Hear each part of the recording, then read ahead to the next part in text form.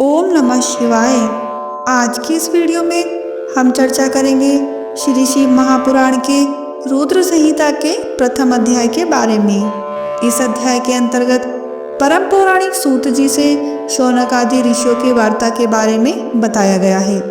तो चलिए रुद्र संहिता का प्रथम अध्याय श्रवण करते हैं। बोलिए गणेश महाराज की जय, मेरे बाबा भोलेनाथ की जय, माँ भगवती अम्बा पार्वती की जय। रुद्र संहिता पहला अध्याय।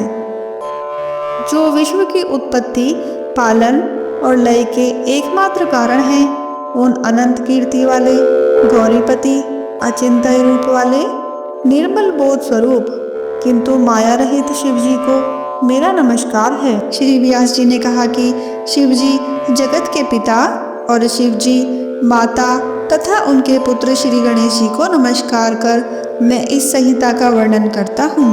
एक समय नैमिषारण्य में जब समस्त शौनक आदि मुनियों ने परम भक्ति से सूत जी से यह प्रश्न किया कि शिव जी का सर्वश्रेष्ठ रूप क्या है और पार्वती जी सहित उनका दिव्य चरित्र क्या है, लोक के कल्याणकर्ता श्री शंकर जी किस प्रकार प्रसन्न होते हैं और प्रसन्न होने पर क्या फल देते हैं, तथा ब्रह्मा, विष्णु, महेश ये तीनों देवता शिव जी के अंग से उत्पन्न हुए हैं और इनमें महेश ही पूर्णांश हैं, तथा शिव पार्वती का आविर्भाव और विवाह कैसे हुआ, उनकी उन सब लीलाओं को हमें बताइए।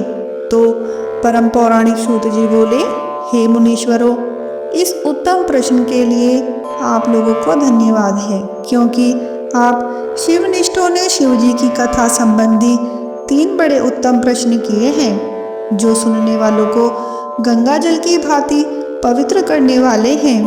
आपके प्रश्न के अनुसार शिव जी के चरित्र को यत्नपूर्वक मैं अपनी बुद्धि के अनुसार कहता हूँ। आप लोग आदर सहित सुनिए। जैसा प्रश्न आपने किया है, ऐसा ही शिव जी से प्रेरित हुए श्री नारद जी ने अपने पिता ब्रह्मा जी से यही प्रश्न पूछा था।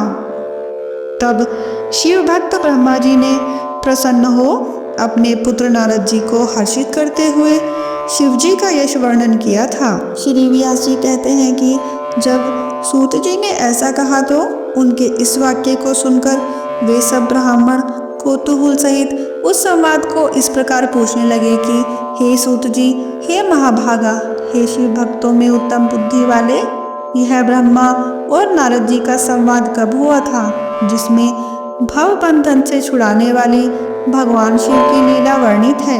हे तात, उनके प्रश्न के अनुसार ही हमें वह सब प्रेम से सुनाइए। इति श्री शिव महापुराण द्वितीय रुद्र संहिता का पहला अध्याय समाप्त। बोलिए मेरे बाबा भोलेनाथ की जय, माँ भगवती अम्बा पार्वती की जय। द्वितीय रुद्र संहिता दूसरा अध्याय। इस अध्याय के अंतर्गत शिव जी की काम विजय के बारे में चर्चा की गई है। श्री सूत जी बोले, हे विप्रो, एक समय श्री नारद जी तप करने की इच्छा से हिमालय पर्वत की एक अत्यंत सुंदर गुफा में गए, जहाँ देव नदी गंगा जी बड़े वेग से बह रही थी। वहाँ रहकर मुनिश्रेष्ठ नारद जी ने बहुत काल तक तप किया और जिसमें उन्होंने मौन होकर अहम ब्रह्मा को समाधिस्थ होकर ब्रह्म साक्षात्कार करने वाले विधान को प्राप्त किया। उनके उस तप से इंद्र कंपित हो गए और विघ्न उपस्थित करने के लिए काम का स्मरण किया। महिषी का पुत्र काम इंद्र सामने आया। स्वार्थ में कुटिल बुद्धि इंद्र ने कहा, हे महावीर, मेरे बड़े मित्र कामदेव, तुम तो सर्वदा ही मेरा हित करने वाले हो। इस समय मेरी सहायता करो। तुम्हारे ही बल से तो मैं कितनों के तप बल का गर्व नष्ट कर राज्य करता हूँ। हिमालय पर्वत की गुफा में नारद मुनि तप कर रहे हैं। वे मन में शिव जी को धारण किए अचल समाधिस्थ हैं। कहीं वह ब्रह्मा जी से मेरे राज्य की याचना न करें, अतः तुम उनके तप में विघ्न करो। काम नारद जी का तप भंग करने चला।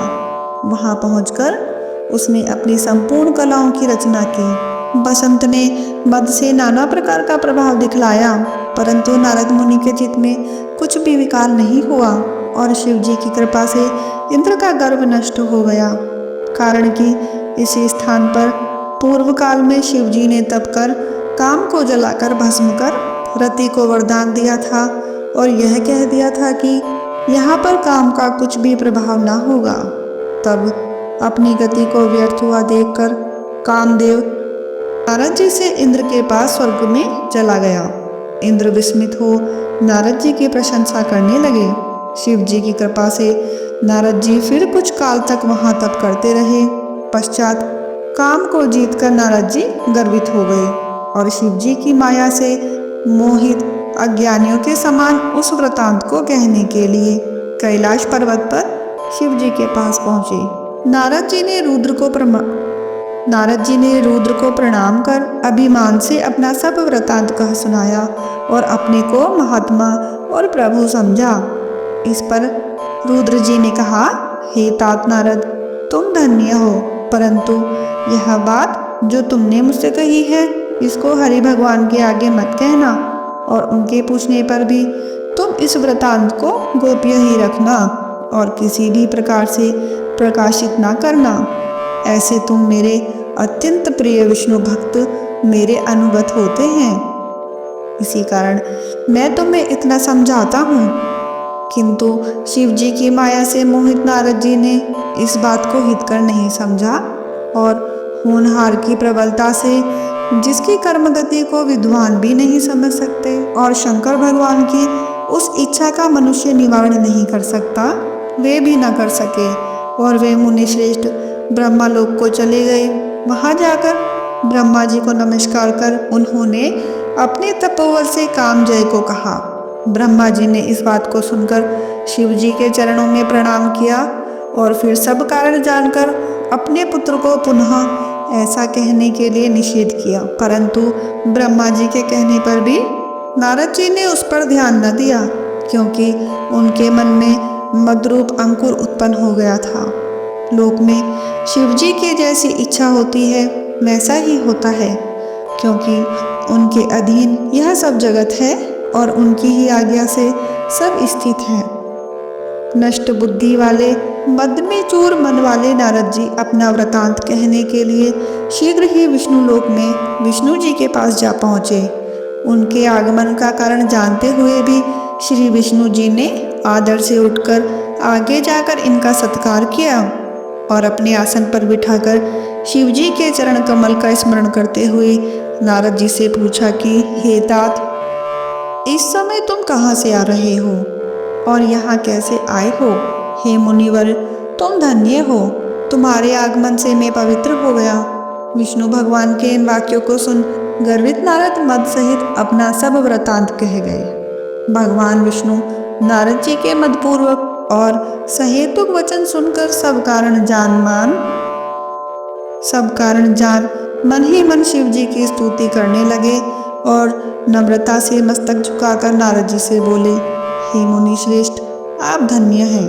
हे मुने, काम मोहादिक तो उनको सताते हैं जिनके हृदय में तीनों देवताओं की भक्ति नहीं है, परंतु आप तो निष्ठिक ब्रह्मचारी और सर्वदा ज्ञान वैराग्य वाले हैं, फिर आपको काम विकार कैसे हो सकता है?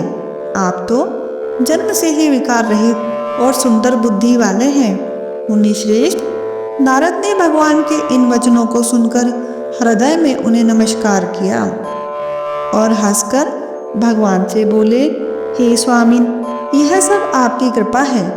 ऐसा कहकर हरि को प्रणाम कर वे इच्छा अनुसार स्थान को चले गए। इति श्री शिव महापुराण द्वितीय रुद्र संहिता का दूसरा अध्याय समाप्त। बोलिए मेरे बाबा भोलेनाथ की जय, माँ भगवती अम्बा पार्वती की जय। आशा करती हूँ कि बाबा भोलेनाथ की इस परम सुंदर कथा को आप सब तक पहुँचाने का मेरा यह प्रयास सफल रहेगा। यदि आपको मेरी यह वीडियो पसंद आई है तो आप इसको लाइक करें, शेयर करें और मेरे चैनल को सब्सक्राइब करना ना भूलें। धन्यवाद।